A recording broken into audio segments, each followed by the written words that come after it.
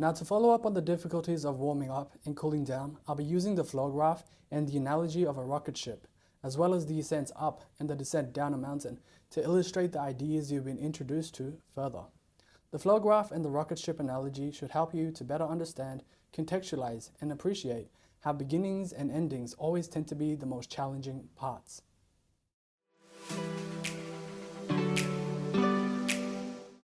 This flow graph is a revolutionary visual representation of how to get yourself into the flow state. It outlines the various phases you will have to go through in order to get into the flow mentally for work, or your rhythm and zone physically in terms of sports and whatnot. The flow graph helps to raise your awareness so that you know what to expect when you try to get into the flow state. The level of your flow, or the level of your peak state, is on the y-axis, whilst time in minutes elapsed is on the x-axis. So first of all, you have a ceiling of gravity, or the inertia of resistance as you've come to understand it, weighing down very strongly and then more gently as you progress along the flow curve. This invisible force is very strong in the beginning as you're trying to get warmed up, and eases off, becoming weaker as you gradually gain momentum and enter the flow state. When you are in the flow state, things simply flow from there, meaning that the task becomes effortless to you without the force of gravity or the inertia of resistance weighing you down.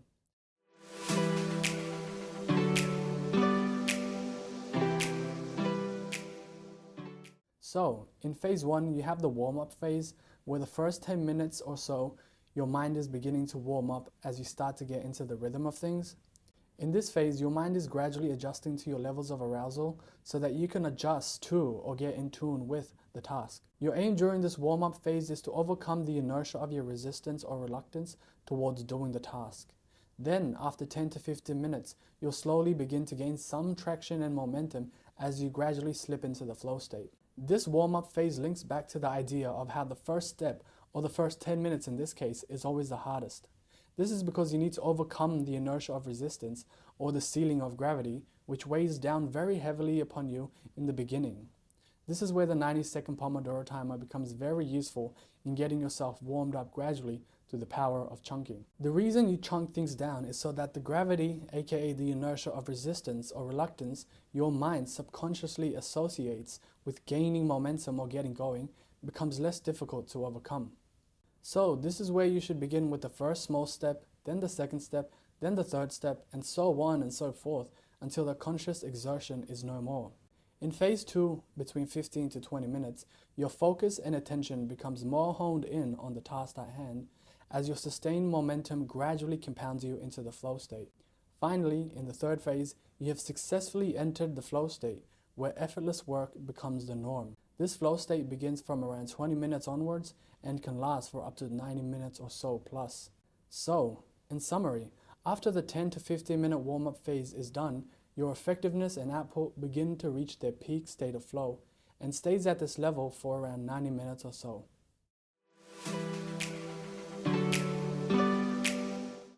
When it comes to bringing your flow state to an end, as it relates to the cool down phase, I strongly recommend that you simply go with the flow until you can't no more. The reason for this is that you want to be as effective and efficient as you possibly can while you're still in the glorious flow state. A state where your mind and body are at the height of its powers, that is to say, at its best, in peak condition, and in total harmony. A state where you're firing on all cylinders and you're at the peak of your focus, awareness, and comprehension. So you might as well seize the opportunity and make hay while the sun shines. That is to say, be effective while your mind is still in the flow state. Otherwise, you will go through the whole arduous process of warming up and gaining momentum so that you can get into the flow state all over again. Lastly, as a side note, let me briefly warn you of the dangers of distractions and how they can hinder or even spoil your flow state. It is generally the case that whenever your mind is distracted by one thing or another, it tends to dilute your attention and weaken your focus. For this reason, it is said that after you are distracted, it can take up to 23 minutes for your mind to get back on track and regain the level of focus and comprehension that you once had while you were in the flow state. The effect of distractions on your level of flow can be visualized on the graph, where every distraction has the potential to return your state of flow back to the beginning of the second phase or back to the halfway point again.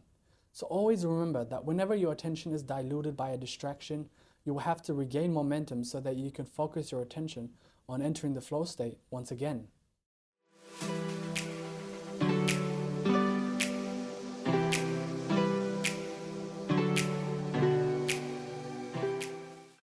Another way to understand these concepts is through the analogy of a rocket ship launch and landing, where two of the most challenging parts of space exploration is the ignition phase, or getting the rocket ship going, and the touchdown phase, or getting it to land once again, whether landing it on another surface such as a planet, a moon, or an asteroid, or back to Earth.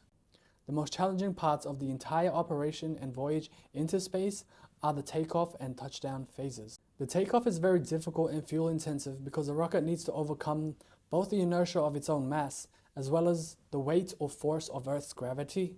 For this reason, the takeoff can be likened to a warm-up phase, the warm-up of trying to gain enough traction and momentum to escape Earth's gravitational pull, or the inertia of resistance, if you will. This helps to explain why overcoming the inertia of gravity in the form of a successful ignition, launch, and overall beginning is a rocket scientist's top priority. For without a good beginning, aka a successful launch at the start, nothing else would matter. Then there is the challenge of getting that very same rocket to touch down and land on Earth or any other surface once again. A phase as difficult as the launch because of the challenges that come with slowing the ship down, regulating its momentum, and initiating touchdown protocols.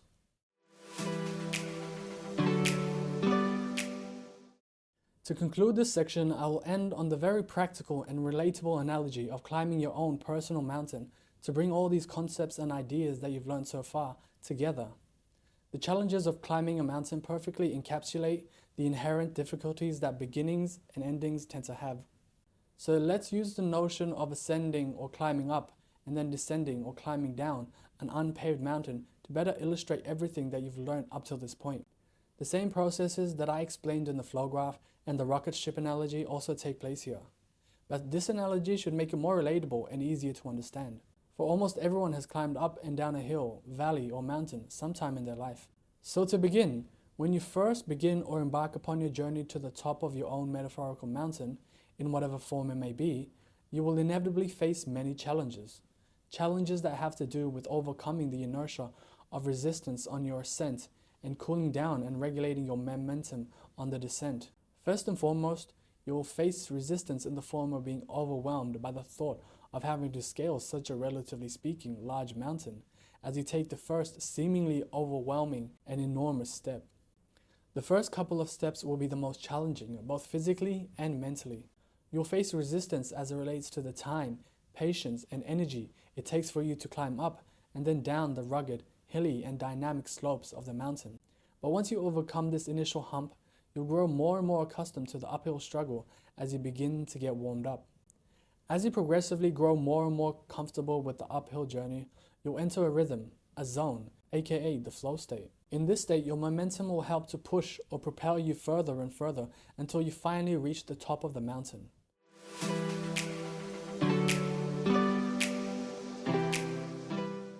Lastly, when it comes to final impressions, the view at the top of the summit will determine whether or not your journey was worthwhile, as it relates to the time, patience, and energy you used to get up there in the first place. Even if you started the journey off well and enjoyed the challenge of it as a whole, it won't really matter much if the view or the reward at the top of the summit fails to impress you or doesn't live up to your expectations. The more underwhelming the view, the less worthwhile it will seem, and thus the more disappointed you will end up being. At the same time, if the views are impressive and breathtaking at the top of the summit, then bringing your journey to a close by embarking on the descent will also be quite difficult as well. This is because you have to come to terms with leaving the scenic views behind you. This can be quite difficult because you've invested so much of your time and energy to get up there in the first place, so inevitably you'll be conflicted about bringing it all to an end. The view at the top of the summit helps to explain why the ending or the finale tends to have such a strong and lasting impact or influence on you, for better or for worse. As you come to terms with the fact that this is the beginning of the end, your descent will begin. While you descend down the mountain, your cooling down begins as you try to contain your excitement or disappointment. Then, after resting to gather your energy for a while, you'll be prepared to climb or ascend the next mountain in your life. In retrospect, now that I've defined and contextualized the metaphor, it seems that life, at its very core, is all about climbing up or down one metaphorical mountain after another. This analogy helps to capture the essence of what life is really all about at the end of the day, where every chapter, milestone, phase, and season in your life is simply the never-ending beginning and ending of one mountain climb after another, where the beginning and the ending are not only the most difficult, challenging, and pivotal parts of the journey, but also have the potential to be one of the most rewarding, if done right.